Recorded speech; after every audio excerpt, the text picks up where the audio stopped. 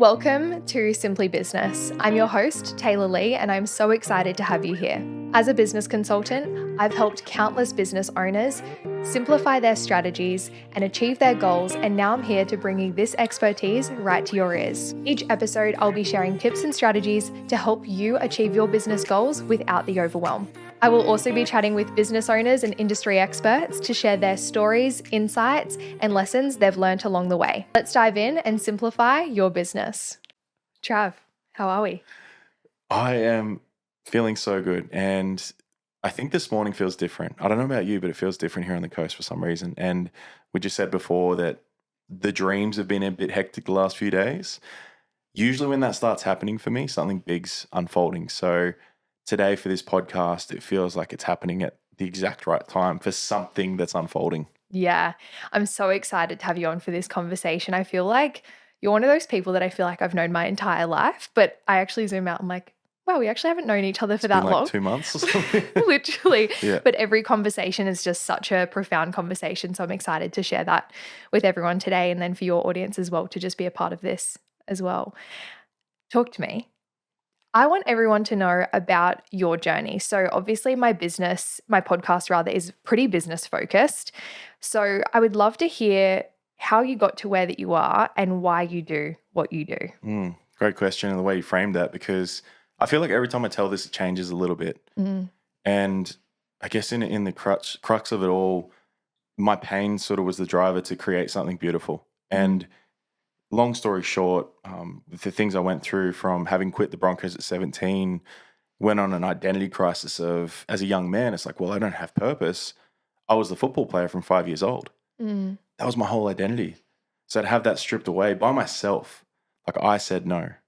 And it sort of took me through this pain for like 10 years of depression, suicide, anxiety, all the, fear of failure, fear of everything that I help with now. And it sort of got to a point where I realized, when they talk about finding your purpose, Yeah. I think I built it unknowingly. I tried different jobs, I got into different things, and funnily enough, I found it at Rebel Sport, of all places. It was just this ability to connect with people and just talk to them and care and listen. And that turned into eventually one of my best friends saying, in 2020 when COVID hit, all the shit was happening. My best mate and I started a brand called Arcadian Coaching, and it was about like PT and just mindset. Yeah. And Christian just said to me on the beach one day, he said, dude, I love the way you try to rewire my mind. You're like a technician. And that line stuck with me, and I created this image of the little logo you would have seen now, the little cartoon guy with the guy in front of me with his brain out. Yeah. And that just sort of unfolded into podcasting for some reason. When you just get that knowing. Yeah. Something hits you and you're like, you got to do this, Trav.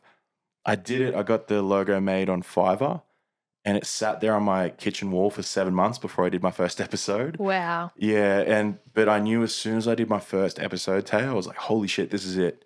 So when people talk about finding your purpose, building your purpose, I think I was, again, unknowingly building it. And then that day that I did that first recording where I like nearly vomited, I was that nervous. It was like something struck me like a bit of lightning saying, this is it. And then whatever's unfolded in the last 4 years, it's almost like that's turned into this knowing of like, this is your purpose, dude, to help others.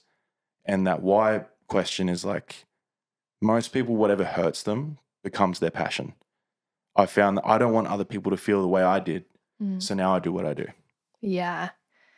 Talk to me through why you quit the Broncos. You said that was obviously your own decision. I think a lot of people that, from stories that I've heard, especially in the NRL, that tend to leave, it's because of an injury and something's actually caused it, and then they've actually gone on almost like a similar journey. I find a lot of NRL players that come out of it tend to go on identity crisis stuff. Yeah. So talk to me through, and obviously 17 is still quite young. So what was the thing that contributed to you leaving? Yeah, so the big thing for me was I think I was in something that I never truly loved. Yeah. And it was just out the womb, I was like 6'6". So everyone's like, yeah, football's your game, Trav, let's go. And of course, like as a kid, I wanted to please everyone. Most people these days, I find one of the biggest things I help people with is people pleasing. Yeah. And I was one of the most major people pleasers. Yeah. And I think what started to unfold was all these moments of pressure, anxiety, depression as a young kid. I linked it all to football. So when you have a pain in your body, let's say there's a thorn in my foot, and I'm like, fuck, my foot hurts. What's causing it? I look under, the thorn's there. I pull it out, and I'm like, well, I feel better now. It was the thorn. I can walk again. So I just assumed football was the thorn for my pain in my life. But at the end of the day, it was actually plantar fasciitis and all these other things that was in my foot. So the depression, anxiety, mental health issues, ADHD, undiagnosed, all those sort of things, that's what sort of culminated in me making the decision. I know now, but back then it was just pull the fucking thorn out so I don't hurt anymore. And football was the thorn. And I've never said it like that, but that makes so much sense. If you metaphorically look at that, I just looked at the main thing causing me pain and got rid of it. Yeah. And even in saying that, I think how painful it must be for some boys and young women that throw something away because that they think it's that is the pain point. Yeah. When really it's probably so much more. And this is why I teach stress workshops now, because life's always going to be stressful, Tay. Yeah. But us as people, we don't have to become stressed. So it's like football was stressful, but probably not as stressful as someone who didn't have the shit I had going on internally. Yeah. You know, so I quit because I fucking... Can we swear on here? Yeah. It's like it just starts. I swear like a trucker. Cool. I threw something away that really was perfect for me. But the person I was couldn't handle it. So I thought, well, let's just get rid of the main thing. And I still remember the day I told Dad I don't want to do it. Like, we got the letter in the mail to say, mate, Dad walked in my room, was like, mate, we did it, so excited. And I'm just laying under the blankets, crying my eyes out, knowing what I'm about to say to him. Yeah. And I mean, I've come to terms with that moment, but I'll never forget that I have so much love and strength and respect for that young man that made that decision. Yeah. Because how many 17-year-olds would throw a career away because they knew they wanted more? That's kind of what happened. And I can see emotion coming up for you, because it's like, you can just imagine, right? Like, how many little boys and girls are forced into things that they don't want to do, or just do something for the sake of keeping others happy. Yeah. You know what I mean? And then the hard part of it is, so many little boys get to that point and they don't make it. So it's not their choice. And then they kill themselves. Yeah. Because their whole identity was football player. Yeah. So from 5 years old until 17, 18, 19, even up to 25, they're like, I'm going to make it. And then they don't. Yeah. They don't have anything else. So as a man or a boy, and we turn into men like that, I reckon around about 25. Yeah, I agree. But 18 still, you're like trying to find your way. And if I'm seeing my mates play in NRL, get trades, go to university, and I'm working at my local IGA, of course I'm judging the fuck out of myself. Yeah. I'm like, well, I'm a piece of shit. Yeah. All the other boys are killing it. They're doing well. They've got partners. They're doing this, and this. And I basically, as most people would say, threw my life away. But for me, it was like I got to start my life truly for myself, which was cool. Yeah. Yeah. And I think it's so often that we just wrap up our identity in our careers or anything external from ourselves as well. And it's something that I was contemplating on probably like 6 months ago now, where it was like, okay, who are you outside of being, I'm a young business owner and I'm this? It's like, how do you introduce yourself even when you come onto a podcast? I remember getting interviewed and it was like the first podcast and she was like, who are you? Like, tell me about yourself. I was like, I'm actually not going to introduce myself as the business owner. Like, this is who I actually am. This is what I enjoy doing in my spare time. Like, this is how I would describe my personality, because we just wrap up our concept of self in that. And then, as you would know, being the shadow work guy that you are, I remember hearing when I first learned about shadow work how much it will actually create careers to preserve that concept of self as well. And the analogy she used was, like, you'll see lawyers or police officers and they're probably the biggest liars, the people that are probably the most, like, you can't trust them, like things like that, because we'll actually create careers to preserve that concept of self as well. Oh, yeah, such a good topic, because something, Cody McAuliffe is a great coach. Yeah. And one thing he said that never left me was most coaches are coaching their biggest weakness. You know, it's like the men's work coach is coaching abandonment wounds. Usually has a massive abandonment wound. The relationship coaches Yeah, coaching of relationships. And yeah, for me, I probably have some of the biggest shadows I've had to work through, you know, but I guess for me, and from coming from my heart, is that I know that and I'm aware of it and I own it. There's no hiding from myself or from anyone else. Yeah. And I think that's why my coaching comes across so authentic, is because I just show all of me. Yeah. Not to the point where I'm sharing all my shit like on socials. It's not leaky. I know what you and Riley say, where it's like you don't need to be throwing everything out there, right? Yeah. Like to a degree of helping others see that you are not perfect too. Yeah. But also sharing it to the point where I'm like, yeah, this is me. Yeah. Like who you hear and see on a podcast or socials, you're going to meet that same Trav in the street. Yeah. I'm not a big fan of when, especially with this world we've got now, that there's just someone on socials who, when you meet them in person, it's like, who the fuck are you? Yeah. You know, like that seems to happen a lot. But the shadow work aspect is something that's changed my life. And I don't know about yourself, but now that you've started to really open up more to it, what's something for yourself that's really made you get to know yourself more? From shadow work? Yeah. Definitely one of the biggest shadows that I've had to integrate has been lying. Yeah, gotcha. Has been I always got so much love and acceptance for being so honest and definitely sharing and like all of the, just like how honest I am with my parents and things like that, which gets to be true, right? And this is shadow work, it gets to be true, but equally true how much the reason I saw it was the first shadow work exercise I ever did was we had to pick 3 people that triggered us. And at the time, I had just come out of a relationship with my first ever partner, and his mum did my head in. And I was like, wrote her name down. Why does she trigger me? She's controlling. She lies, manipulates. And then the next part of the exercise was next to all those things, she does this. We had to write just like me. Oh.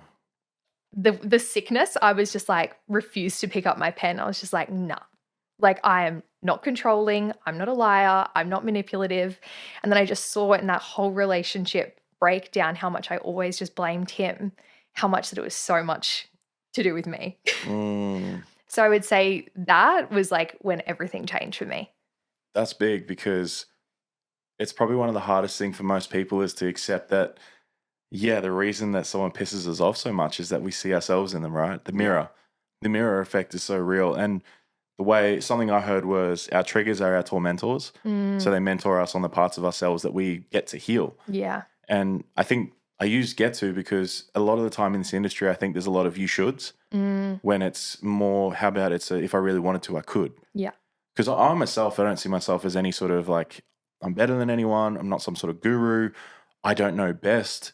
I just know what's worked for me and people that I've helped. Yeah. So I like to come across from a point of lived experience and more so of a, hey, what if you could take on this belief or this knowledge, apply it to yourself and be self-led and self-empowered to know what works for you. But there's also that other side where it's like, especially with my mates, they probably need like a bit of a masculine sort of, hey, bro, you're being a bit of a fuckwit. Yeah. You're doing something that's not ideal. How about we change that? Yeah. And if they choose to listen to that, awesome. If not my problem. Yeah.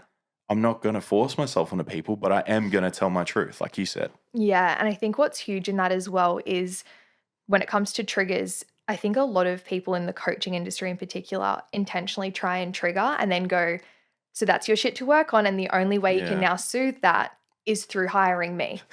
Like I'm going to be, and it's like, that's not the point. Like triggers come from a space of, and I know I spoke to you about this at the workshop that I attended with Trinity, where I've been really navigating where I'm like, oh, I can see as I like grow more and like more success comes in, how much that people leave. And triggers in that way, I don't know how I'm triggering them, if I'm even triggering them, but that's where it's not my responsibility. But me intentionally trying to be like, I'm better than you. And if you see this, it's that. It's like, that's where it's an unintegrated place of trying to trigger someone, which isn't the point. Yeah, I like that because you're right. I think that's such a interesting thing to navigate as a man, especially from my experience.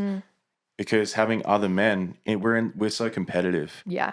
I know women can be too, Yeah. but men, specifically from my experience as a football player, especially like an athlete, when I got into this space of business, I noticed that I was unintentionally triggering my mates because I'm going after everything I want, Yeah.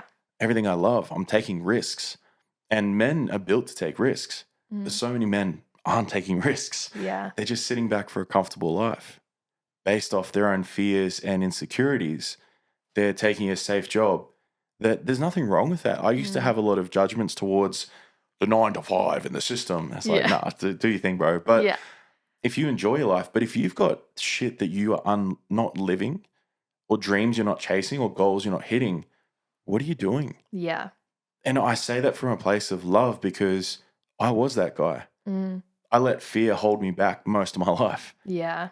and yet I've got friends doing the same thing, Yeah. just doing jobs that they're good at, that's safe, paying money. I've had clients help them quit their jobs and go after their dreams. Yeah. Not from the sake, I don't like doing the whole like burn the boats. Like you got to have an island to go to before you burn the boats, obviously. Yeah. But there is a sense of, hey, let's take a leap. You might fall, you might fly, but let's just stay in the mindset you'll fly because I've got you Yeah. and you've got you. Yeah. So I find that one of the hardest things is that as much as I am doing me, as you said, and respect to anyone watching, I'm happy to trigger without intentionally triggering, Yeah. hoping that trigger leads to them doing what they want to do, Yeah. if that makes sense. 100%, because whenever you are triggered, it's literally seeing that of like the mirror that it is. Yeah. And it gets to be the energy too of taking some stuff and leaving others as well. Like just because you're so triggered by something doesn't mean that you need to fully take it on. Like, I don't know about you, but when I first came into like shadow work, it was like such a pendulum swing of like taking responsibility for everything. But then it's How like, is this me? literally, it's like, no, maybe you're not the drama. Like maybe that actually just gets to be truth. But when you can really, access discernment around, when something's like actually mirroring something too, when you can actually be honest with yourself and you take a moment, what's actually there for you, even if it's the most uncomfortable thing, AKA being a liar, being manipulative, being controlling, whatever it might be. But it's like, just seeing it. And then there also gets to be truth if we use the mum example where it's like, and also that actually just gets to be true and that's not a mirror for me either. There's one thing that I heard recently that I've really attached myself to was, I think you said it to me, because I think Riley says it a lot, the whole you won't defend what you're not. Yeah. I really like that, because that is essentially the shadow work aspect, right? Yeah. Is that if you feel that I need to defend myself right now, because part of you is going, "Ooh, they're right, that's so true." Whereas, as you said, it's like if someone points at you, go, "I hate your purple hair." Yeah. You're like, I don't fucking have purple hair. What am I defending? Yeah. Like it's okay, cool, bro. Nice work. Yeah. So it's coming from that place of, and especially being in a space on socials where I think we should have some strong opinions in the way of, it's not an opinion for the sake of like talking shit about someone, but just standing up for yourself, right? Because I think being a little bit agitational can cause positive things too. So I've started to really do more of that, because in the past I was terrified of conflict. Yeah. I couldn't stand it. I'd get sick at the sake of it. But I realized, and again, shadow work, the only reason I would get terrified of conflict was my nervous system would get so jacked up when I was a kid. If I started to play up in the response that dad may have had, or coaches around me, things like that, my nervous system was so programmed to believe that if conflict is around, there's going to be physical stuff happen. Yeah. So it was probably a little bit pent up, ready for like, oh shit, I did something wrong. What's my coach going to say? Or what's dad going to do? And then that started playing out in any sort of conflict. So that's where the people pleaser came in, not wanting to disrupt people, not wanting to tell them what I truly thought. Yeah. Even friends. And there's the other side of it where it's like I'm still going down that path of spoken to GP, psychologists and psychiatrists about my spectrum, where I'm at with my ADHD, etc. Yeah. And even in that, there's rejection sensitivity. I don't know if you've heard of that before, but there's this big part of me that's used to be terrified of not being accepted by everyone. Yeah. So there is that side of people pleasing and other things, but there's also like almost like an inbuilt automatic response for myself for safety to be liked by everyone. But I've kind of just broken that down and gone, fuck that. I love me. Yeah. And from a shadow work perspective, when something isn't integrated, it's going to leak out unintentionally and unconsciously. So then it's like you unconsciously create conflict within your relationship because it's like, I hate conflict, but then you're like stirring up Spot the on. pot and takes one to know one. Like, Yeah, right. I see it in myself, and having Riley live with us for the past month, she's like, brother. I'm like, yeah, I see that. I see it. How do you take that when Riles is there, like ready to give you that, the outsider's perspective? Because that is really important, right? Yeah.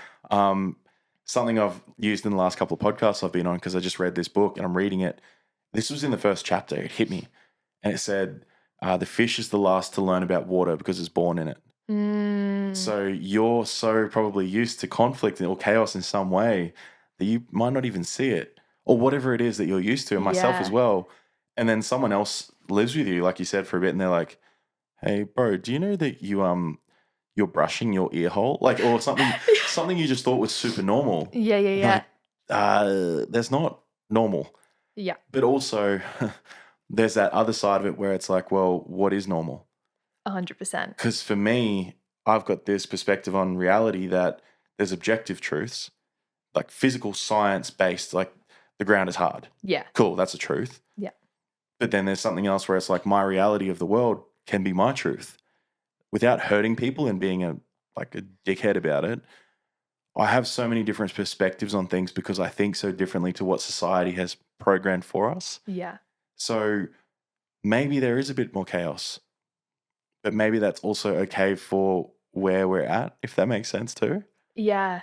And relationships are so interesting because it's two parties coming to the table. But yeah, I think it's just, honoring your journey in life of what's like right for you. Like, what would have been my standard a year ago in relationships, business, life, health, food, like that was like, I'm doing fucking well. And then that raises, and now I'm like, oh my God, I would never. So I think it's also that too, exactly like you said, it's based on your experience too, and what someone's saying, like, this is health. Like right now I could be like, that's a bit fucking extreme.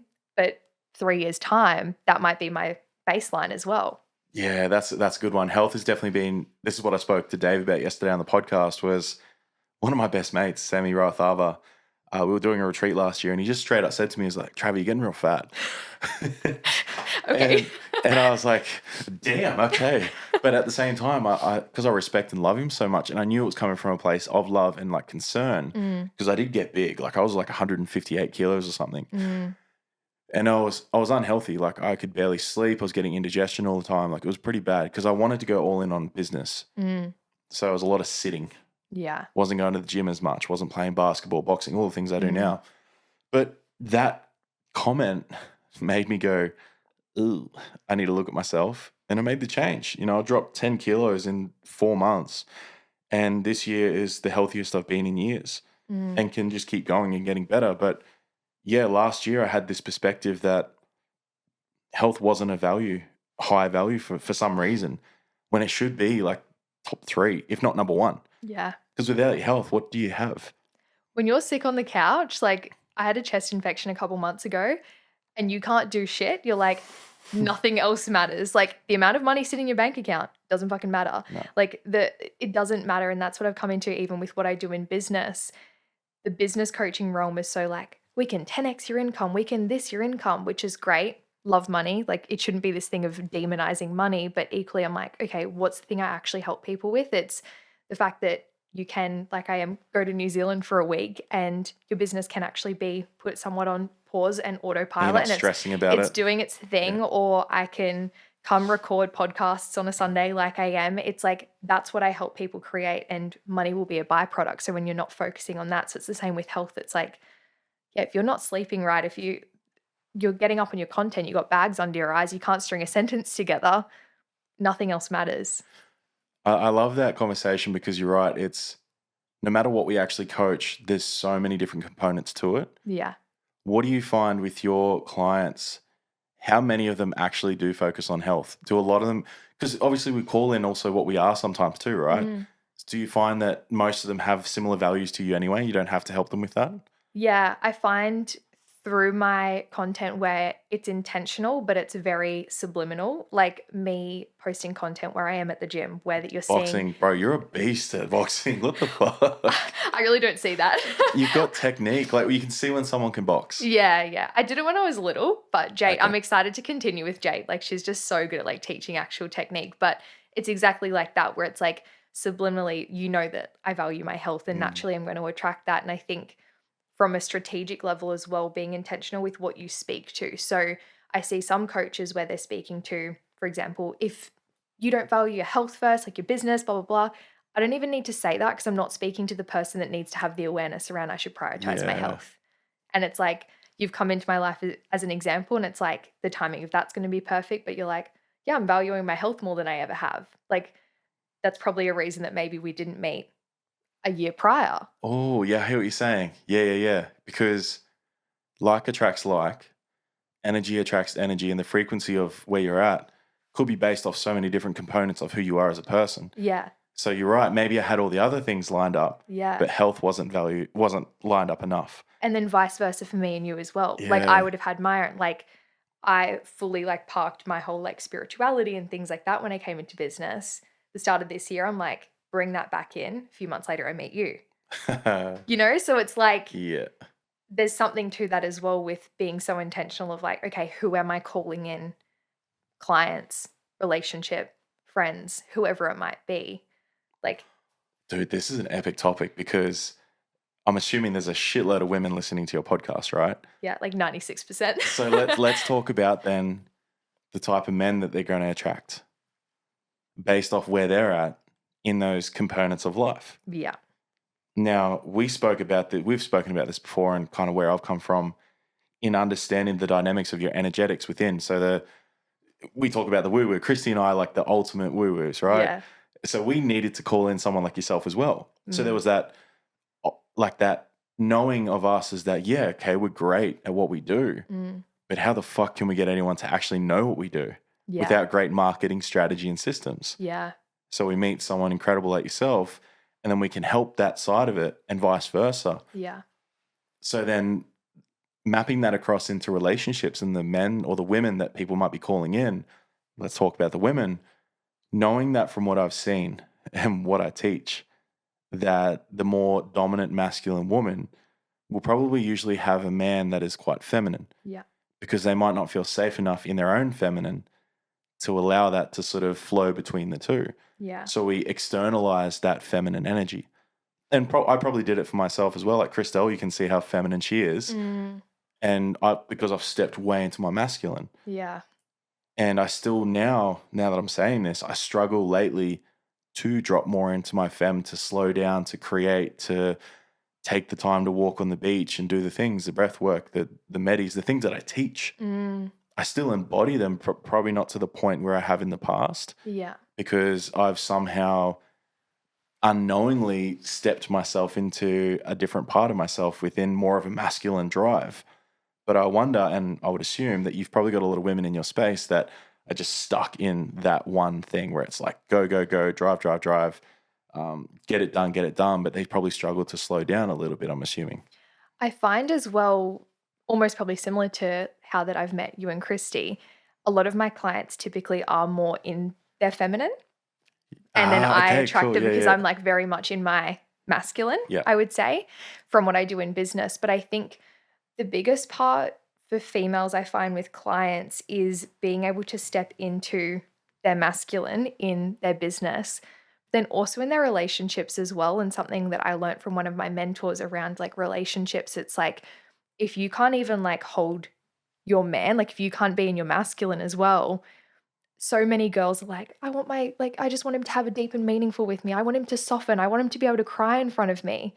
But then the moment that he has a tear shed, you're fucking shaking and like you're trembling. It's too much. Literally. And at Trinity, at the workshop that I went to, when we did, how would you describe when Ollie did what would you call that process? I would say it was like the masculine roar. So it's like basically awakening the inner wild man. Yeah. Because every man has a wild man. Yeah. But most of them are terrified of it. And then we're told to be terrified of it by parents, teachers, society, essentially. Yeah, and it comes out in an unhealthily Yeah, integrated. the leaky shit, right? Yeah, Whereas yeah. if we do it in the way we did it, which was It's healthy. intuitive, it was incredible. Like, I'm assuming that you felt so empowered in that moment because you saw a man in his power, a young man especially, Yeah.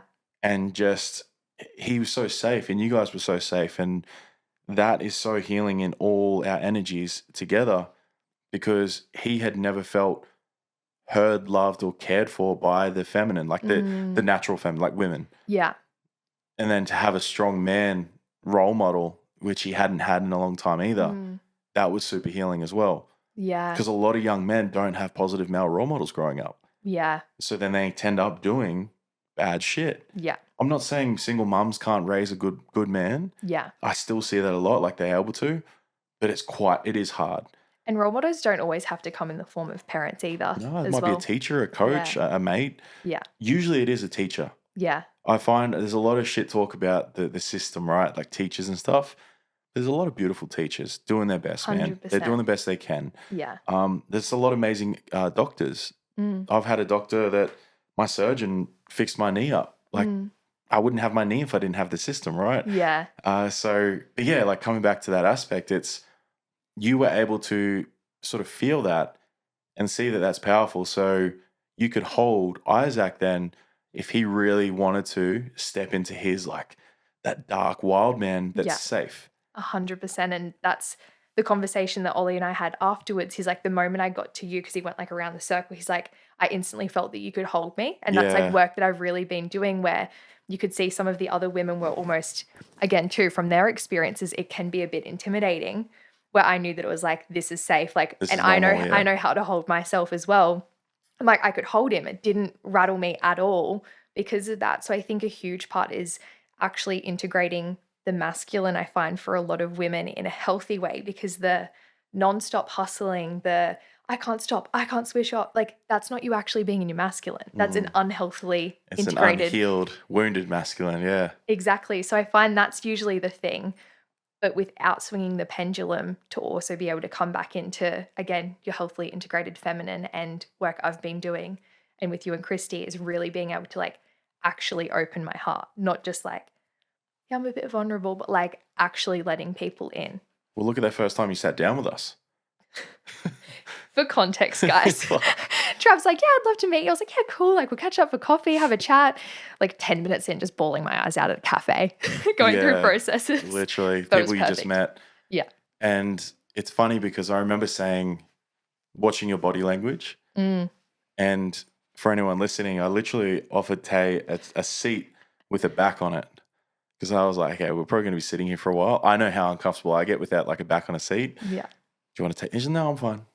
You got like the little stool style. Yeah. And then we got 10 minutes in and we realized that, she can't even or couldn't at that time take support or help from someone else. It was like you always had to be helping others. Yeah. Making sure everyone else was more comfortable than you are. Yeah. But you just straight away, like you said, just open straight up. And I'm not saying that everyone has to just fucking open up to everyone they just meet. But clearly the work Christy and I have done for ourselves, you felt comfortable to do so. Which now I'm probably going to say that you're feeling that in your business. And there's women that are working with you are probably feeling they can do the same for you because you're doing it. Yeah. It's that embodiment aspect, right? It's that what I say to everyone for myself is I've been through the big fucking scary forest with bears, wolves, and killer hillbillies. So I know that when you're about to start your journey through shadows, unconscious programming, inner child wounds, all those things, I've done it all. Yeah. And I continue to do it because it's a forever thing. So I know that if I'm coming back to the start of the forest with you, we got this. Yeah. It's okay. You feel safe enough. And my method that I just dropped in the other week was the true method, TRU, trust, rewire, unleash. So if you trust me, you will share. You rewire your programming. So you go from negative mind, like let's say, for example, a client I've got at the moment, she's so wired to go straight to what's going to not work. Yeah. What if this happens? What if this goes wrong? Anxiety, a lot of fear. Yeah. A lot of fear-based negative pessimism, like, because if everything doesn't work out, she doesn't have anything she has to worry about not working out. Yeah. Because if I've got nothing to look forward to, I can't be disappointed. Fear of failure. So I was like, well, we're going to change that shit. So it's that consistent daily like rewiring of those patterns. So then when you're unleashed after the program's done, of course, looking at the world in what's possible rather than what could go wrong, that's a positive thing, right? Yeah. That's a big change, just that alone. Huge. So with that knowing of that, if people trust you because you trust yourself, I think that's such a big core component of a successful business owner. Yeah. Because I trust you because you trust yourself. Yeah. I wouldn't back you unless you backed yourself. Can you feel it in people straight away when they don't back themselves? You can smell bullshit from a mile away. Yeah. And this was something where that like we connected really quickly, where I sent you a voice note because people know people, like all of the things. And one of your clients, like I was just hearing a story from his perspective, and I was like, it's so good to just see someone that you just know is in such integrity with what that they're doing. And it's exactly like you said, like not trying to pedestal yourself, not trying to be better than, that you know all the things. It's like you've just walked a life and you've taken a lot of wisdom and a lot of value.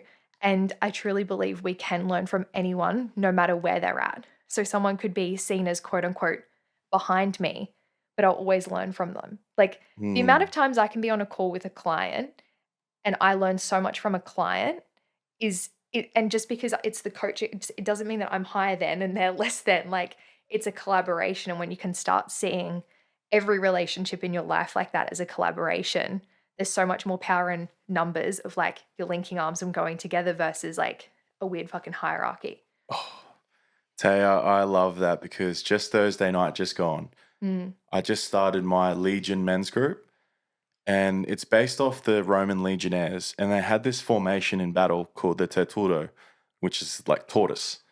And basically they had their shields at the front, and then the other legions behind would have their shield on top, and then some would come on the side, so the shield's on the side. So it's literally this walking like Tortoise shield shell. tortoise, yeah. Yeah. And they're like, the Tortura, and they'll yell it out, and they'll all come together. And legionnaires are like some of the tightest brothers you'll ever see. They are so close, and that they could be in that torturo and looking at each other and making gestures that they know how to move left. They know how to move right. They'll whisper, they'll whistle, and they know that that means move forward, move back, move left, do this, do that. And then they've got a centurion that leads them. That's me. So I'm in there with them. I'm not outside of the torturo telling them where to go. I'm fucking right in the middle next to them, saying things, doing things, feeling them. I'm in the battle with them. Yeah. And I wanted that. I couldn't agree more that I never want to be pedestaled. As soon as I'm pedestaled, then they will rely on me to live for them. And separation as well. Yeah. Like my clients especially, they might come to me because they're like, oh my God, it's the technician. I'm like, no, I'm Trav. Yeah. I'm Travis Cochran. I am the same level as you in life as a human. Yes, I might be one step ahead in business or self-development, whatever the fuck it is, right? Yeah. But I don't see myself as better than anyone. I just see myself as better than yesterday's Trav. If I'm improving in one little step, cool. Then, and I think this is one big thing, Tay, is that a lot of prospective entrepreneurs get worried about starting because they're like, I got to have all my shit together. No, you don't. Yeah. Just get started. Yeah. You're probably one step ahead of someone that needs you. Yeah. And I'll never forget when, shout out to Nez, Narrative Bent, incredible coach, really good podcast episode with her. And she said to me, I told her about an incredible opportunity from a professional sports team that hit me up about doing a talk there. I did nothing with it. And I told her, and she's like, what the fuck are you doing, Trav? And it's sort of like, hey, what? And she said, yeah, how dare you? How dare you don't show up for those men? You let your own shit get in the way of putting together some proposal and then potentially going and giving this conversation that helps these young men and then helps their families. So not only did you let down this group of, like this team, the one team, you also potentially let down all the development players that would have been there, the coaching staff, the managers, their families, those families. Like it wasn't 20 men. It was potentially thousands of people. Yeah. That you let down because of your own shit. Yeah. And for me, that really hit because I get the whole like being selfish and self-love and doing, making sure we're number one. But I'm also big on like helping your neighbor, being there for people outside of yourself. Yeah. Showing up because I'm here to help people. Yeah. I get emotional thinking that if I don't do what I need to do that I want to do on this earth before I pass, that'd be my biggest fucking regret. Yeah. I don't want to think back that this week I didn't take an opportunity that was right there because I was a bit tired. Yeah. You know, like there's a difference between working so hard that you drive yourself into the ground to just working that little bit harder so you make that extra play. 100%. Especially in football, there's a game of inches. If you like, I know that I trust my mate on the inside who's going to defend that attacker. Yeah. So I'm watching this guy. He's got my back. I know he's got him. But if he doesn't get that guy and we lose the game, that's because he let me down. I now never want to let my outside defender down. Yeah. So that might be my partner. That might be my client. That might be one of my best mates. If my best mate calls me at 1 a.m. needing support, I would like to hope that I'm not so concerned about sleeping that I actually pick up that fucking phone and answer and have that conversation. Yeah. It's those little things that I really work on. It's having a purpose bigger than yourself and having constant reminders of that. And I created a photo frame. It sits in my office and it's like a photo of me when I was young. It's like cards that I've gotten from clients, mentors, like something that's just always to Ooh. ground you back in, because it is easy to get distracted and get caught up. So it's always having something to just like come back into, this is my purpose and this is what I'm doing. Yeah. And one of the best things I heard was, I did a process at a workshop where we had to write our highest priorities, like 1 to 5. It's like health, relationship with my partner, business, whatever it might be. And if you don't write yourself as number 1, you're giving anything else beneath that not your fullest self. Yeah. So it's the same. It's like you can actually give to people. You can call your friend on the phone, but like you still need to, as long as you're there first, then you can give from that space of overflow. Because yeah, if I'm supporting a friend yesterday and then I'm not there taking care of myself how I know I need to, doing my morning routine, whatever it might be, she's not getting my full support, love, and attention. So it's that you can actually give from overflow when you just give to yourself first, but so many people miss that. Big time. And I love this because I've used this again in the last couple of podcasts. Do you know Brene Brown? Yeah. So Gifts of Imperfection, one of the best books you can read. Highly recommend anyone. There's a line in there that I'll never forget, and I share this a lot because I think it'll hit. How can you give something you don't receive? So all these motherfuckers going, oh, I just love giving. I love helping. It's like, what are you actually giving? Yeah. If you can't receive that same help, love, and support, what are you actually giving to those people that you think you're helping? Because if it's a 10% version of you, as you said, what kind of support is that? Energy is a real thing. Yeah. Energy is real. They can feel it. Like you might think you're giving me a nice baked lasagna, but you've never received a lasagna, so you don't know what the fuck it's supposed to taste like. Yeah. So, thanks. I appreciate that. Yeah. I'll go and throw that in the bin. Yeah. You know, so there's this advice and support that people think they're giving, but it's like, it's either shit advice and support because they've never actually been open to receiving the right type of advice and support. Yeah. You know, and it's unsolicited a lot of the time. Yeah. And it's not helpful. So you're sitting there going, okay, thanks, bro. I'm just going to go do my thing now. So it's, for anyone that thinks that they are that white knight that wants to save everyone, how about you focus on saving yourself first? Yeah. So you know how that feels, looks, and it's supposed to be. Yeah. So you can give those people around you actual fucking support. Yeah. Because I know when people that are in a bad place are trying to support me, it comes across as just not the right type of support I need. And it's typically their own projections based on what you're experiencing. Yep. I was having a conversation with my friend about this. She was navigating a challenging time, and it was so interesting when there were a group of friends and she was like opening up, watching how everyone would support her. And not that there's like a wrong way or a right way, but when I don't have any emotional charge behind what she's processing, what she's going through, and I've had countless hours of coaching, support, counseling, like all of the things, invested so much into that, I know how to actually hold someone. And then it's interesting when you watch someone that's like, you just want to like hug them and smother them straight away and this and that. But hey, yeah, don't worry about it. And it's like, you can just see where it's someone else's projection versus like, so many of us get so uncomfortable holding space and just like holding silence. That. Yeah.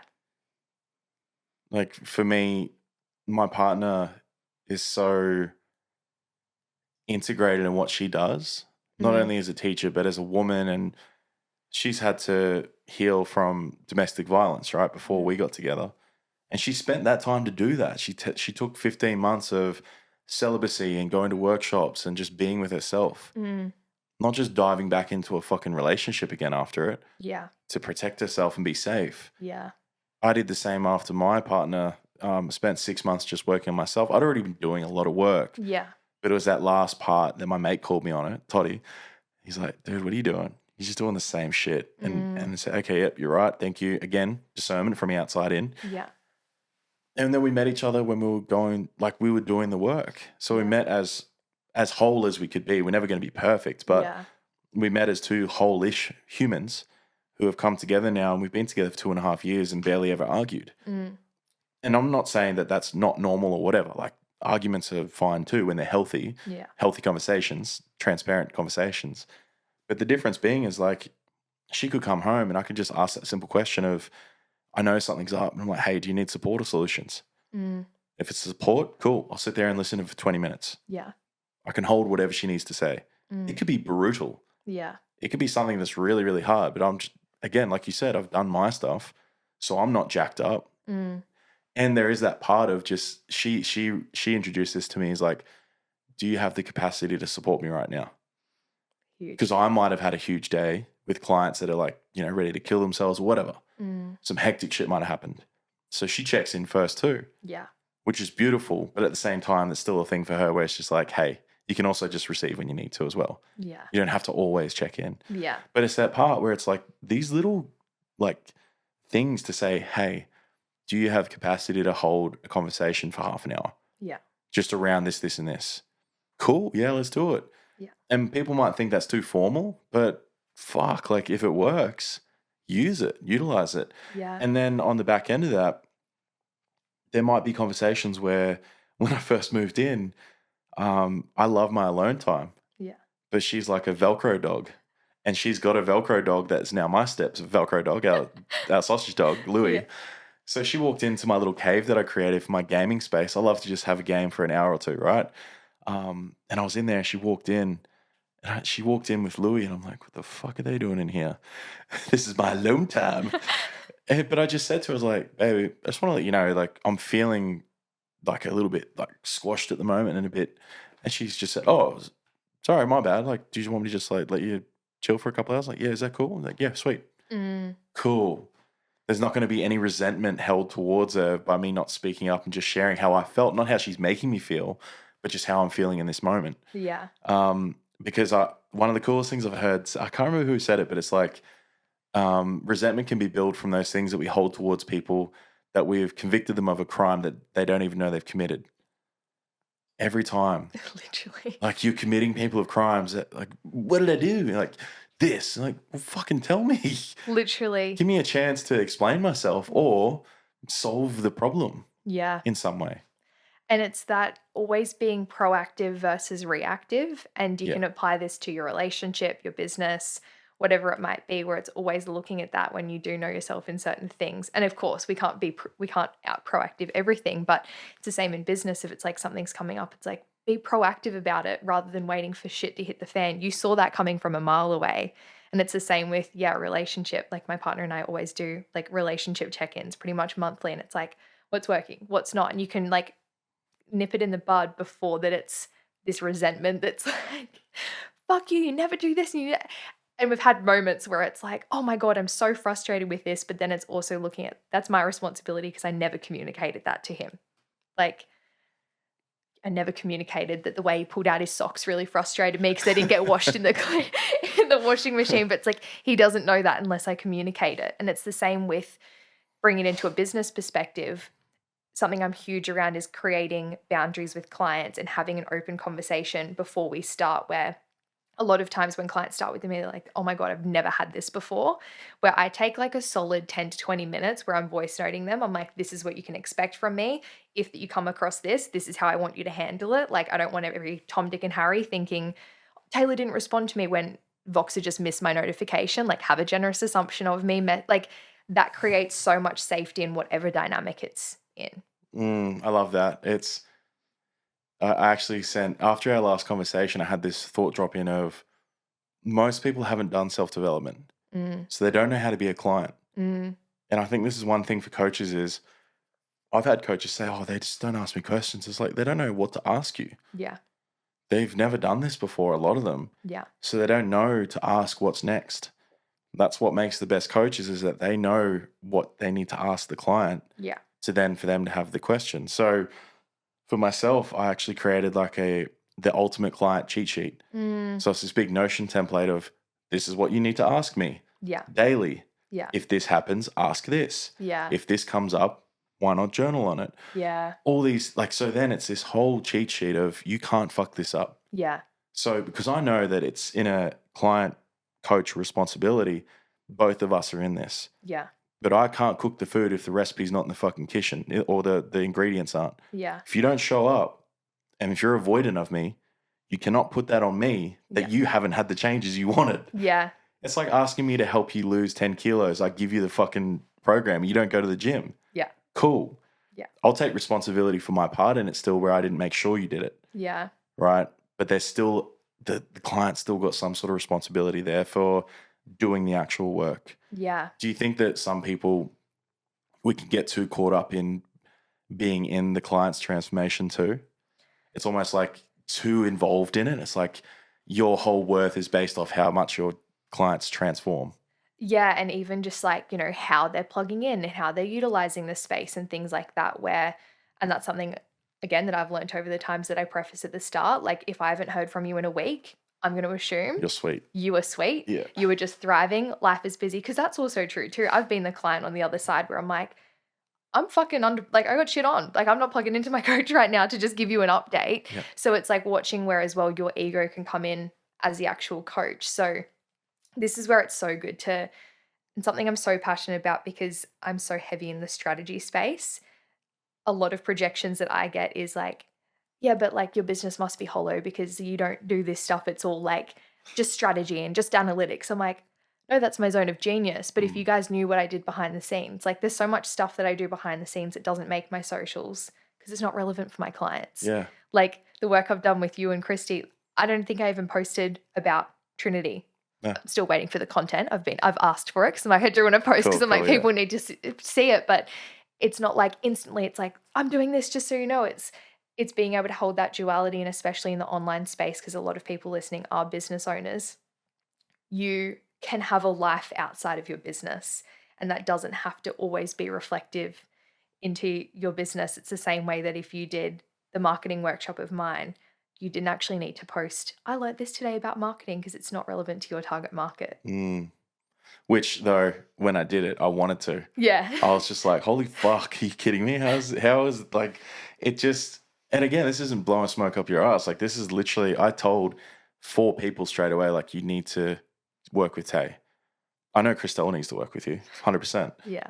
Christy needs to. And it's just knowing that and I'll gas anyone up who I truly believe is very good at what they do.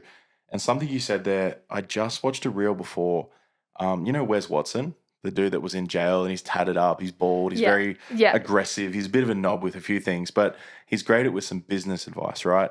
And this one thing that he told one of his clients was that your stories should be like a TV series that people want to tune into with ads in the middle.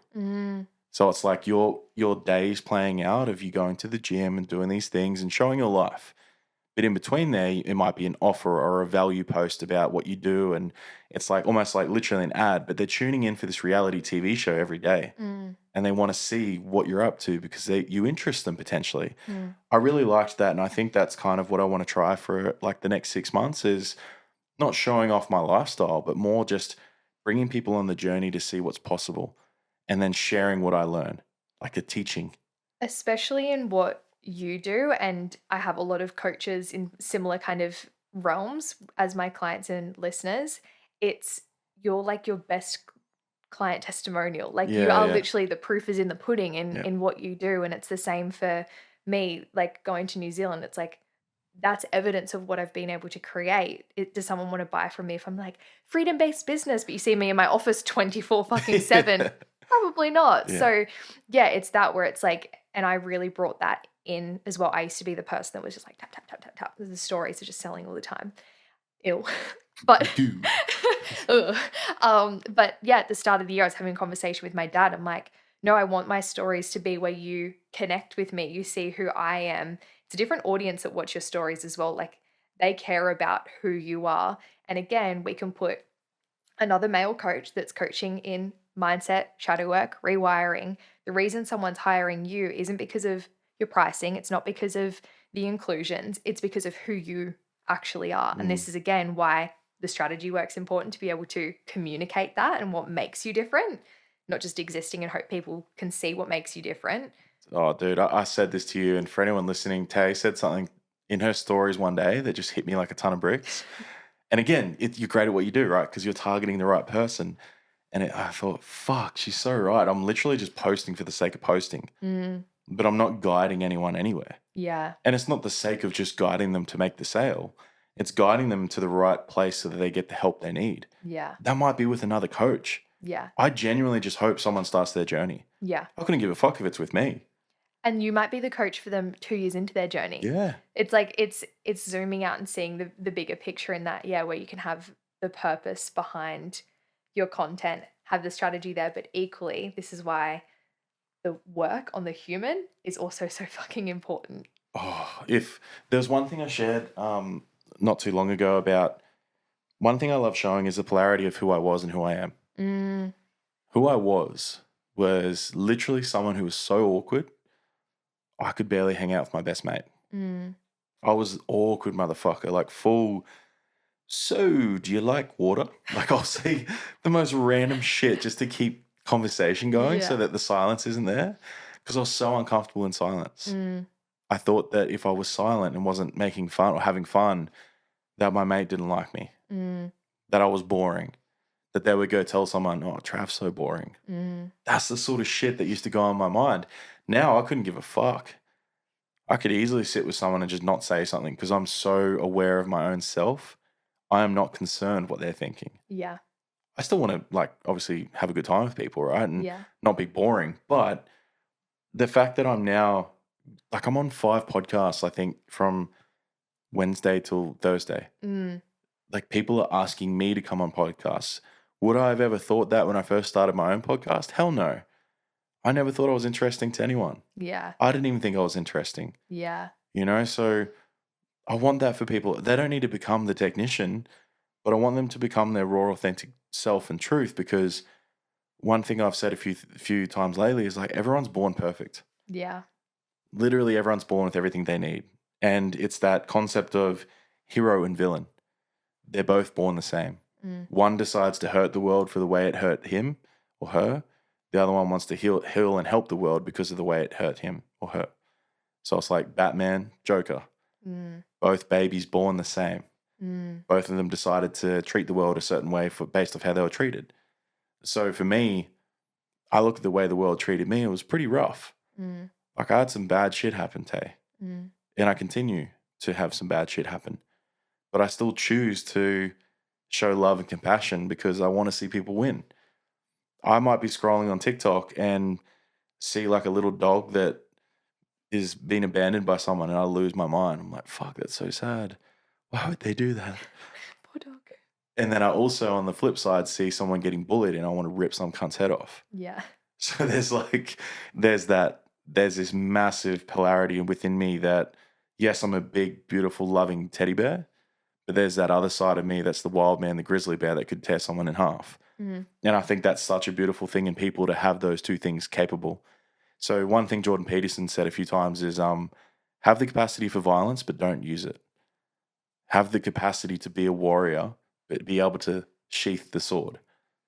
But knowing that gives you power, especially for men. And women, if you find a man that you know he could fuck someone up, but chooses not to, he can control his rage, that's a powerful man. That's a kind man. That's a good man. Yeah. He'll go to battle. He'll show up and be the provider. He'll be the guidance. He'll be an incredible role model for your kids. All those things, but he won't let it leak out because he's got control of it. Yeah. If you talk about shadows, my metaphor for it for anyone is you're in this party in this room, say in this room here that we're in, And in here, we're partying, having a good time with all the good parts of us that we want to love. But then the knock on the door and knock on the window is the parts that you continue to suppress or deny that are you. So they keep controlling you because they're bothering you. They're leaking in. They're breaking into the party here and there. And it's because you haven't just welcomed in and said, hey, I love you too. Because when you embrace every part of you and show it love and compassion, that's when you can actually use it as a positive thing. Because as kids, we got told anger was a bad thing. But anger that's channeled is passion. And passion that's channeled is mission. Yeah. From my experience. That was something at the Trinity workshop. For those, I keep calling it Trinity, but I'm like, people wouldn't know what that is. So do you want to quickly give a quick rundown of Trinity? And then I'm going to go back to where I was because I'm like, I don't want to butcher it. Trinity Holistic Collective is a business that myself and Christy started. And it's around helping people with their mind, body, and soul, with events, group programming, all that sort of stuff. It's basically, it's holistic healing, limitless living. So helping people from, and this just came out the other day, it's the pyramid process. So you start at the foundation. So it might be like a super entry-level workshop, and then we work our ways up. Because you've done heaps of work, right? Yeah. But you could come into a certain part of the pyramid and get some sort of healing in mind, body, spirit. Yeah. I think what's cool on that as well, just to quickly touch on, with that level of like, I've done so much work and all of these things, I went to a workshop earlier in the year with my friend Riley, and it was like very quote unquote beginner, like the foundations, right? It was that kind of work of who do we prioritize and do our actions reflect that? And, writing a letter to forgive ourselves, like very like basic, I would say, but we're never beyond the basics. And it's the same with even the workshop I went to. You could call it, yes, quote unquote basic. I'm like, yeah, I've done a lot of these processes before, but a lot still came up. Like, and you're never beyond, like, it's a journey and you have to fall in love with the journey as well. It's the same with business. Like, you're never beyond the basics. Like, you 100%. Have to always focus on that. But what I wanted to speak to is that anger process that we went through. And I've never actually done anything like that. And that was probably like my biggest takeaway from it. And you probably would have seen me because my eyes were shut doing it. But you like got us like agitated, if you will, with like music loud, and we had pillows in front of us, and it was like tapping into anger, and how difficult it was for me to like get angry. But I'm also the kind of person that could lose my shit and hit my keyboard and be like, fuck. Yeah. It's like, that's where it's coming out in like, it has nothing to do with the fact that your keyboard's glitching. Like there's something to that. And I think especially as women, being able to do it in such a safe space where you're not reacting, you're actually going there, releasing what needs to be released in such a healthy way. And then you can like come out of it and be like, wow, okay, cool. That right there is why I'm so excited with what we do, because we still see a lot of mental health issues with men especially, and women. It's still there. And I think the difference is that, yes, talk therapy is great. Psychology is great. Psychiatrists, like they all help. Yeah. But I think what's wrong, or not what's wrong, but what's happening from what I'm seeing and from what I've been through, is we're not actually feeling the emotion somatically. Yeah. So it's like most emotions are suppressed within the body. From my experience, again, I'm not a professional. I don't want to sit here and be like, this is what it is. Yeah. Just from what I've learned and what I've done myself. Agree. Yeah, like it's what I've done. Yeah, when I feel the fucking emotion and process it and then maybe journal on it, that for me is like a whole holistic, integrated version of processing that emotion. Yeah. So, for example, like you guys actually somatically like hitting the pillow. Yeah. It's like it's moving it through your body. Yeah. And then it's the thoughts, I'm sure memories and stuff were coming up like, yeah, fuck this, like all that stuff was coming through. Yeah. And the music was activating part of you too. Yeah. Those frequencies. So it's like what I find really what I'm struggling with is that men's mental health is still so bad, and people are complaining about it still being so bad because, we're talking about it, but we're not feeling about it. And the moment a guy shows any kind of rage, anger, frustration, like, woo. Yeah, suppress that. Yeah. It's like, this is literally causing the problem. Yeah. Yeah. The best thing as well, like, emotional intelligence doesn't mean that you are just a neutral person that's grounded all the time. Emotional intelligence means you can navigate the wheel of emotions, being anger, sadness, joy, all of them, you can actually express all of them. Fuck, yes. So, Tay, I want to say this. So, there's this whole thing about being a stoic man. Hold your emotions if you're the one who loses his cool in a fight, you're a piece of shit. Yeah. You're weak. Yeah. No, like for me, okay, yeah, most times, but if I'm emotional because a mate's done me wrong, I am going to show emotion when I'm having that conversation. Yeah. Because I like to show emotion. Yeah. And what I'm actually fucking feeling in that moment. Yeah. Not just, I don't like the way you treated me and did me wrong and were a narcissistic piece of shit. And, you know, like fuck, you can't I'll let that come out sometimes. Yeah. And I'm not emotionally just like all over the shop, I'm dialed in. It's controlled, yeah. I am showing emotion, I'm crying, I'm swearing, maybe getting my voice is getting a little bit louder, but that's because I care. And that's just me as a person. That energy, that emotion used to come out in the football field. Yeah. In a less controlled way, but it also made me a very good player. Yeah. Because I was unstoppable when I was angry. Yeah. It was like the Hulk shit. Yeah. You know, so, but obviously I know it's not healthy off the field. So I've learned to now, yes, have it controlled and I don't lose my shit or lose my temper. I show passion. I show energy. I show what I mean. You know what I'm feeling. Yeah. Because I'm showing it. And most of the time I can have a really just basic conversation if I'm upset.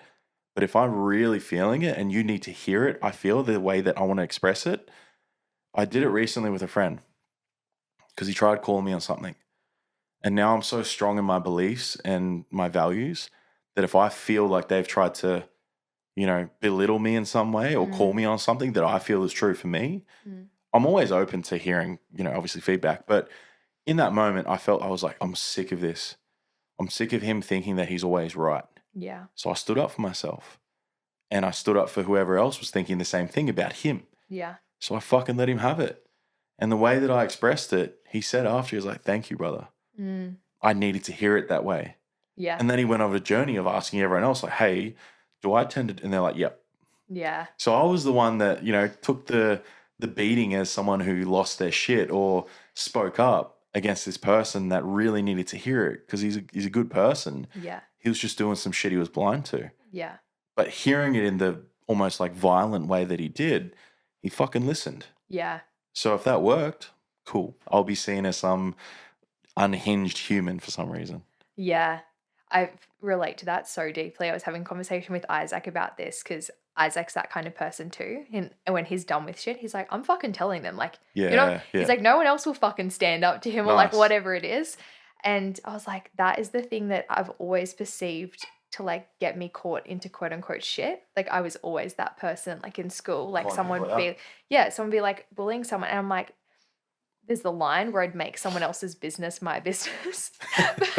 But yeah, I'm always that like friend where I'm like, if I'm fucking like I'm not entertaining that shit. And I'm like, oh, I'm the bitchy friend and I'm not the easygoing one. But I'm like, nah. And when I went through a phase at the start of the year, I was asking a lot of people for like my strengths. And that's something that I always got reflected as like, you've got your morals and you fucking like, you call it as it is. Do not waver from that. I'm like, yeah, if someone's, you know, doing their partner dirty, if someone's like whatever, I'm like, not that I'm going and telling their partner, but I'm like, no, I'm not entertaining that shit. Yeah. Like, yeah. So yeah, I think I love that you said that for myself. I'm like, no, that's actually a strength. Like just to be reminded of that. Yeah. And it's not going around. I find that on socials, I don't necessarily go around saying, I don't like how other coaches do this, this, and this. Yeah. I agree that there needs to be some shit spoken about. But at the moment, I'm in my season of just being super driven and empowered in my own mission. Yeah. That other people see that and they want to be better themselves. Yeah. Right. So it's like, rather than saying, I don't like how other coaches do this, this, and this, I'm just focusing on me. Yeah. And I'm just doing my thing and helping who I can. But if I do see that I feel like people need, like maybe I've had a fair few people come to me lately of a certain coach who's like done them wrong. And like they bought into these huge containers, group containers that are worth fuckloads of money and got nothing from it. That's when I'm like, okay, this is the sort of shit that maybe I do need to stand up. If I'm seeing myself as a sort of Batman, that's when he stands up for some of the wrongs and rights of the world too. So it's kind of like finding that fine line of speaking up when necessary and calling some shit, and also just doing our thing, right? And it's when that you're just like leading in that, it does the talking for you as well. Like, yeah, we don't need to speak to the industry that we're in. Yes, you can speak to things where that you're like, this is what I do differently. Like a perfect example, I remember like with business coaching, I started with like a very energetic coach, which was like actually perfect in my journey because I'm like, I actually needed that support in hindsight. So that was perfect. But, you know, if I wanted feedback on some sales copy, which is important, it contributes massively to conversion. And it's like, no, that's like, we trust, we do. And it's like, so for me coming into my journey, it's like, I'm speaking to like, you shouldn't be getting this feed. Like you should be getting actual feedback. Yeah. I don't need to go make other people wrong. And then it's the same. I see so many like health and fitness coaches do it where it's like all their content is just speaking about making other coaches wrong, where it's like, you're not speaking to your ideal client. Like they don't need to hear that. So it's like in that experience, what does your ideal client that got burnt by other coaches need to hear in that moment? Yeah. Here's what to look for when hiring a coach if you've been burnt in the past. Yeah. It's that kind of content versus like, and that's you having your Batman moment versus I like that.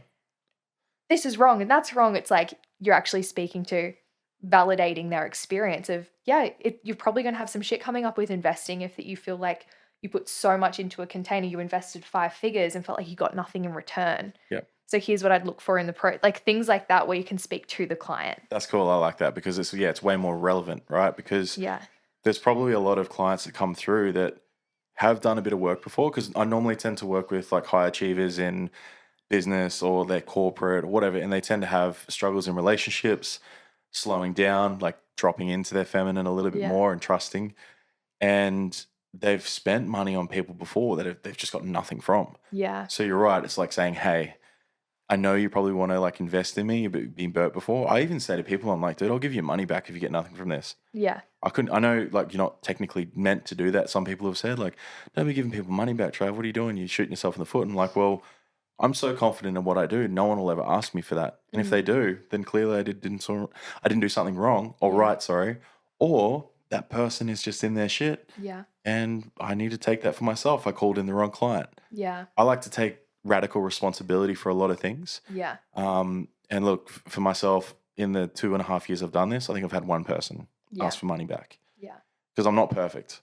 And I'll continue to not be perfect. Yeah. Because that's how I'll grow. Like I had a client recently, he told me he wasn't happy with what he got. Even though I know he got so much. Yeah. But his perspective of what he wanted and what he got was different. Even though he didn't come to me for that. I still was like, okay, fuck. I'm still on, this is me, because I didn't communicate that. Yeah. I didn't have a good enough onboarding process to find out exactly what is it he wanted to get from this.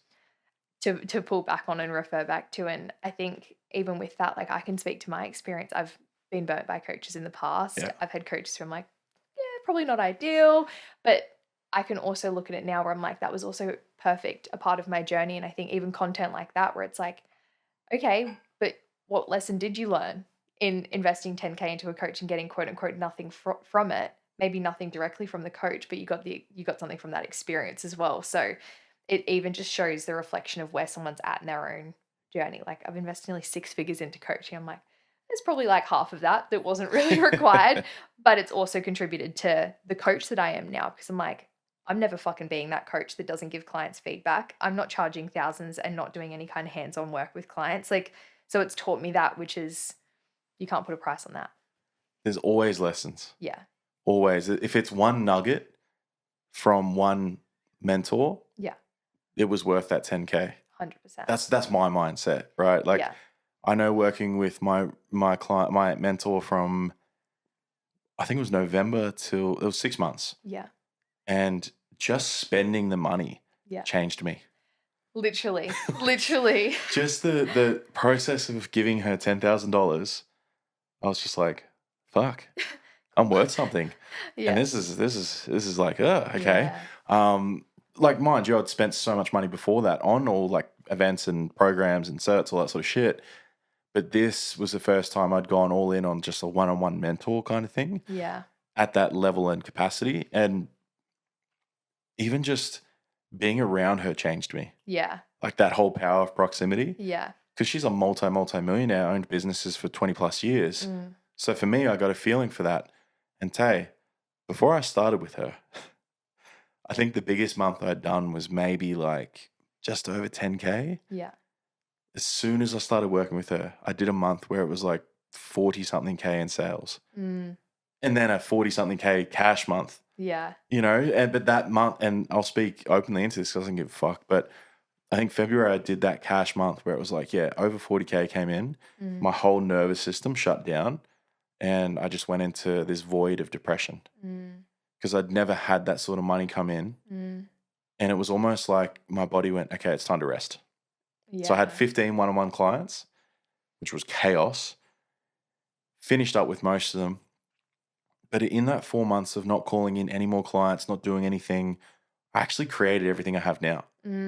So the corporate workshops, corporate culture coaching, Trinity, everything. The man I am today, the coach I am today. Yeah. The events, that all came from that 4 months of nothingness. Yeah. And now I'm starting again sort of thing with a new messaging, being known as the shadow work guy, truly owning that now. Yeah. And just dialing my message in, meeting people like yourself. So it came from, yes, I went to be able to earn whatever I could and whatever I wanted to, but then something told me like, dude, if you're going to be earning this sort of money, you need to get this, this, this, and this sorted. Yeah.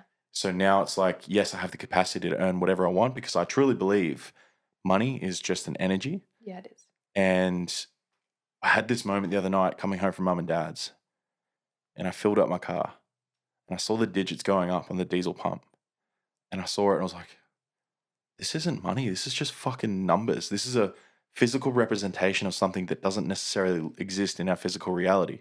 Well, it has to, we have to, in the world we live in, we have to have something as an exchange and money's just that thing. It's just that. Yeah. And I saw it going up and I was like, this is nothing.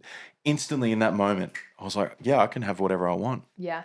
I can have, and it's funny to think that just seeing the diesel pump going up in numbers, I had this ultimate unconscious realization that, yeah, I could make a $2 million month. Yeah. I know that's coming, but now it's the business marketing strategies and systems that I need to have in place to be able to do that. Yeah. So yes, my body and my nervous system, my beliefs and unconscious mind around money is ready for that. Yeah.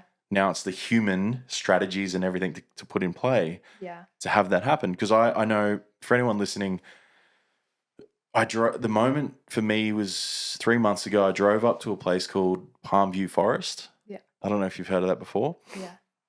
I drove up there and the houses are fucking beautiful. Never seen it before. And never in my life have I driven past homes like that and gone, yep, I could afford one of those. Every part of my being was like, yep, yeah, this feels easy. Yeah. What, $20,000 a month mortgage? Cool. That'll be possible. Yeah. That's coming. It's already happened. Yeah. In the quantum. Yeah. Now it's just filling in the space of doing the things I need to do to make it all happen. Yeah.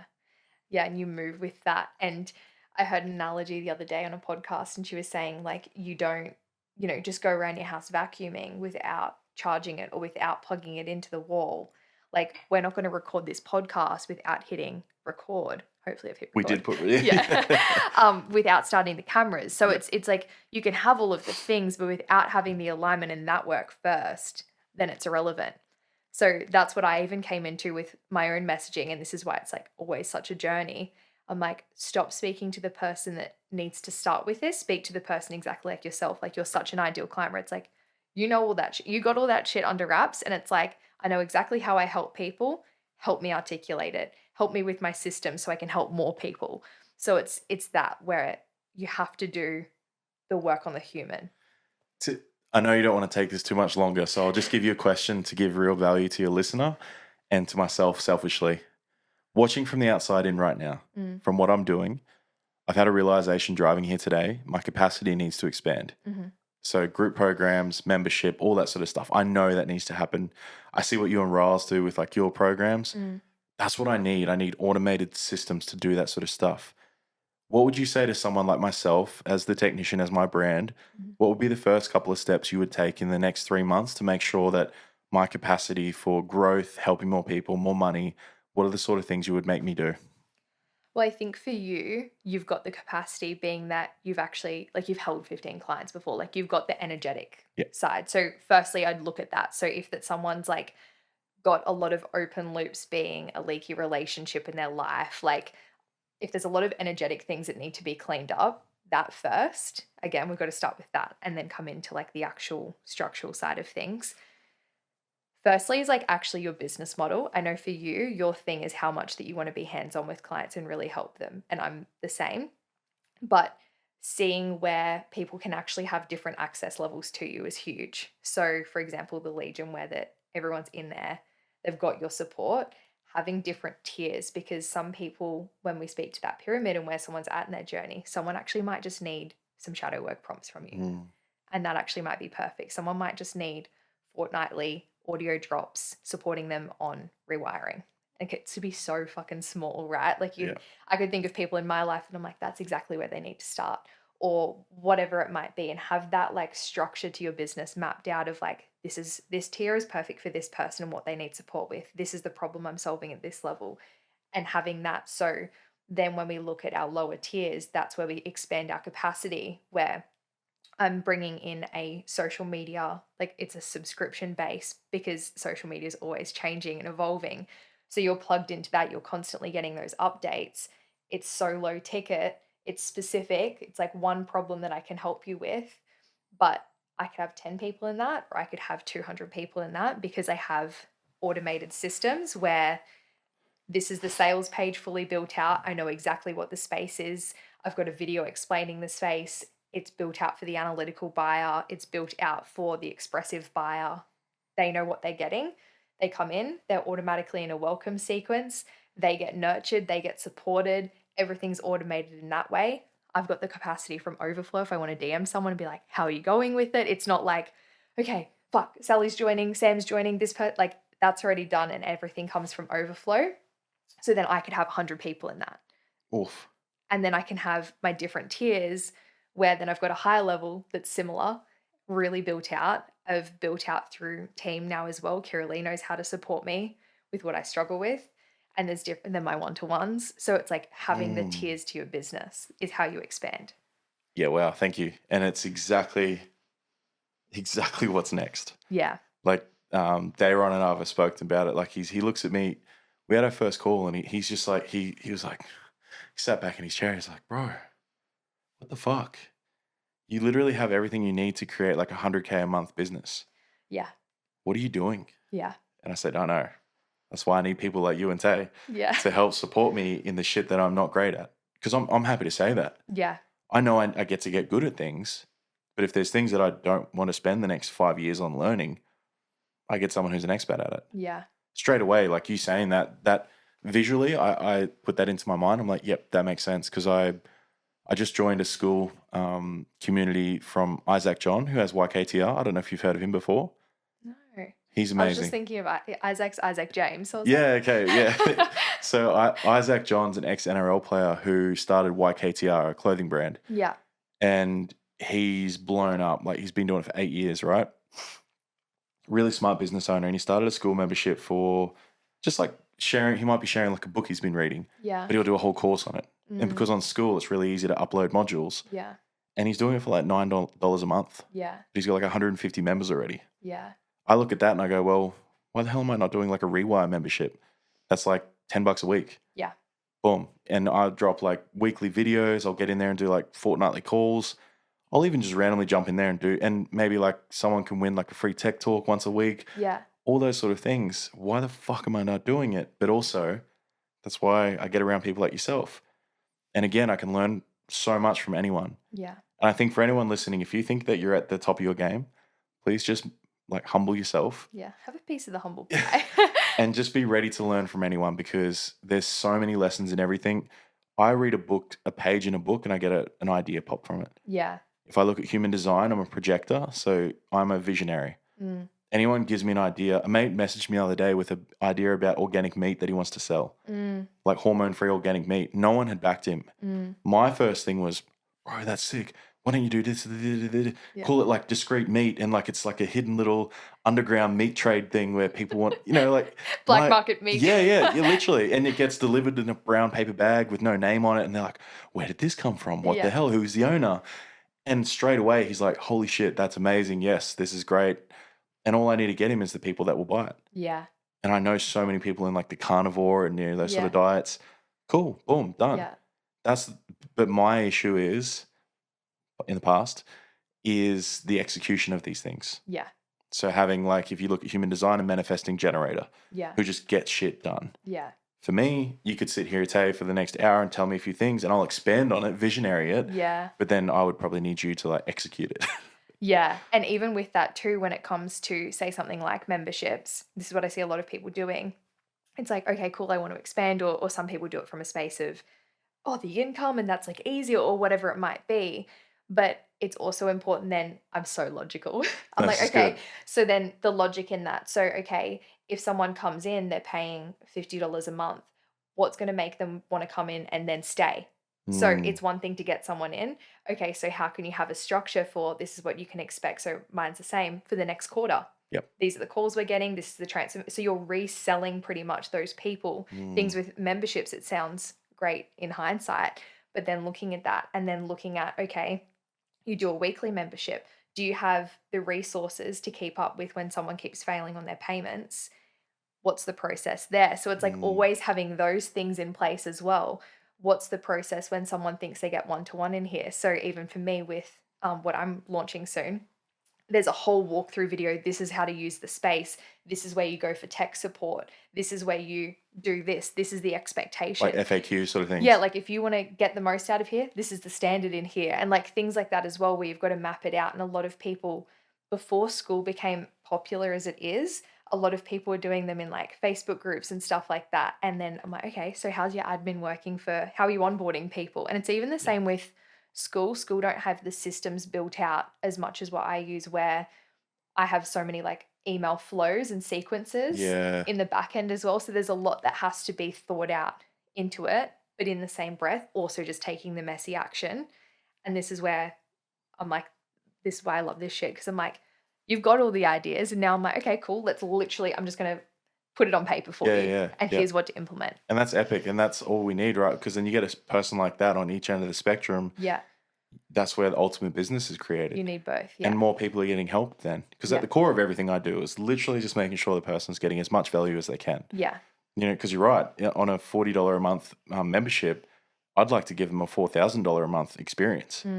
Like, how can I make this so much value without taking too much time away from my life? And not taking away from the higher clients of course, as well. Yeah. And making them sure that it might be like the way Isaac's done it, he's dropping 2 or 3 modules every few days, but it looks like it's stuff that he's recorded over the last 2 years. Yeah.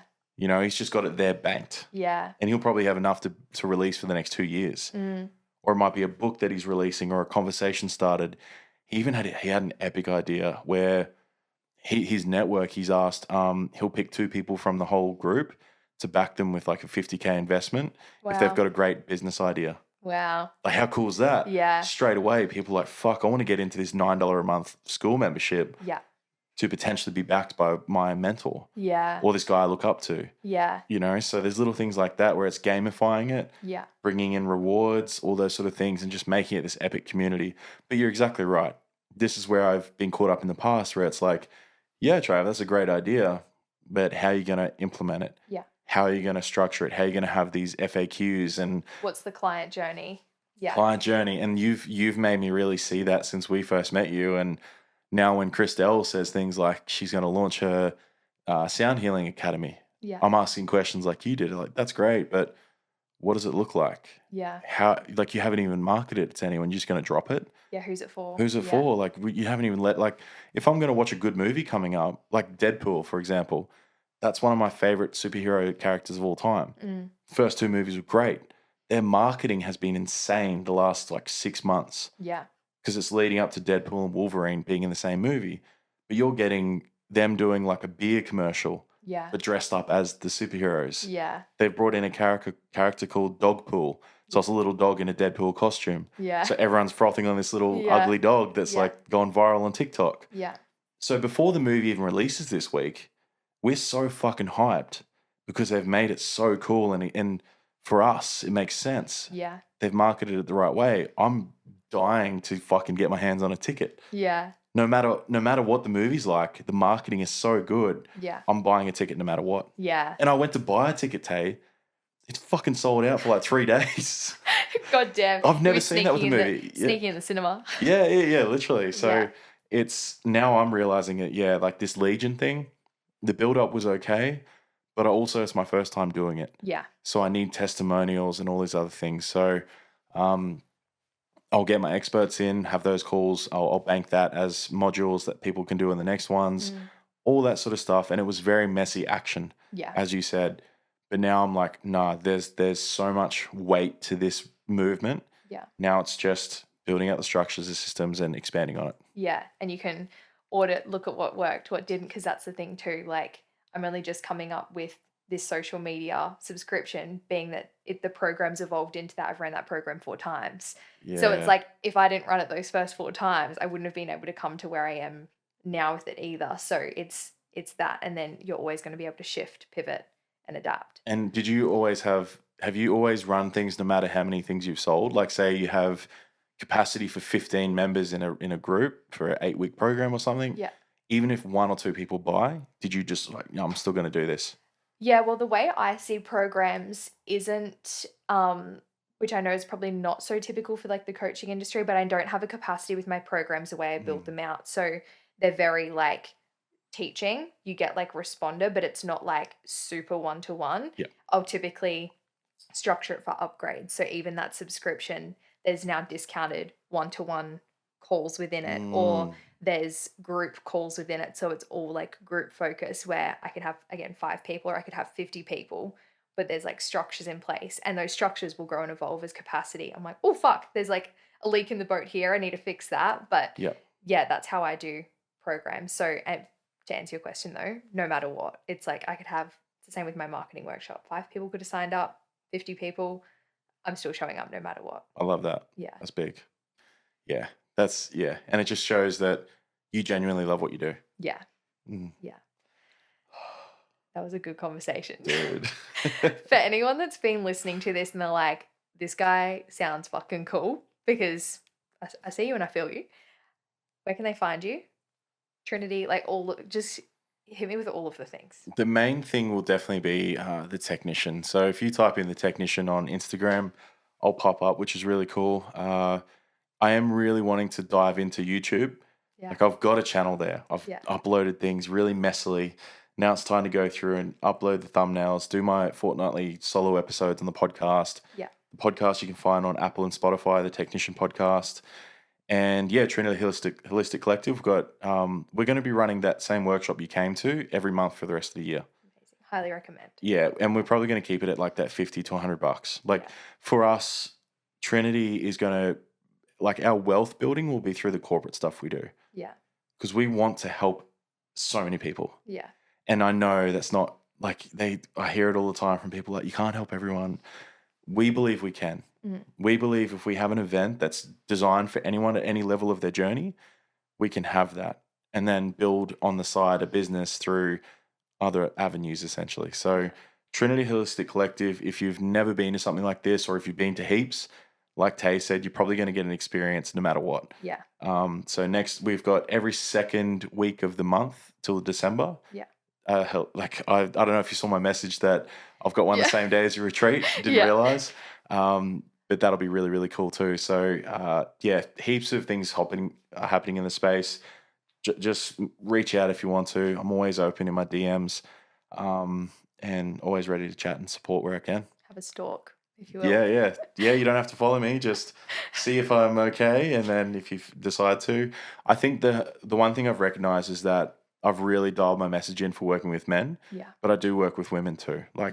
I really enjoy either or, but as you would know, I know if my messaging, it needs to be dialed in much more, specifically for those high achieving men. Yeah. But by any means, I've worked with I've worked with single mums that are just working a normal job. Yeah. That want better relationships with themselves or overcoming the inner child wounds from when they were growing up. Those sort of things too. So yeah, ready to support whoever I can. Amazing. Thank you so much for coming on the podcast. Thank you. This was amazing. We killed it. Yeah. Thanks, Tay. And that wraps up another episode of Simply Business. Thank you so much for taking the time to listen to today's episode. If you enjoyed today's conversation, please feel free to share it onto your socials and tag me. I love seeing all of your shares and feedback on the episode. If you're feeling extra generous, please feel free to follow me over on Instagram, Facebook, or TikTok at Taylor Lee Consulting. And a like and subscribe wherever you listen to this podcast would be greatly appreciated. I'll catch you in the next episode.